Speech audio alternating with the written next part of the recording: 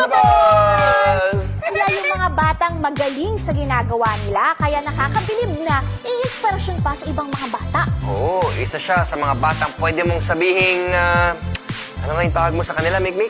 Sakalam! Yun!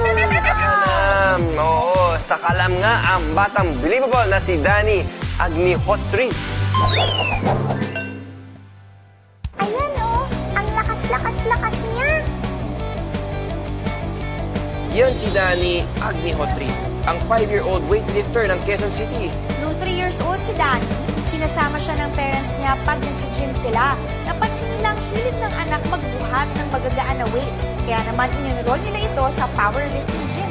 Paalala mga batang I-Believers, huwag gagayahin si Danny ha. Pag gusto niyong pumasok sa kahit na anong sport, ay importanteng may coach na magbibigay ng guidance sa inyo para lagi kayong safe at hindi masaktan.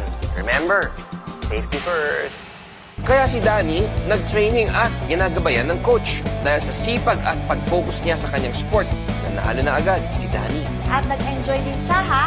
Nakangiti pa bago magbuhat ng barbell. Congratulations, Danny!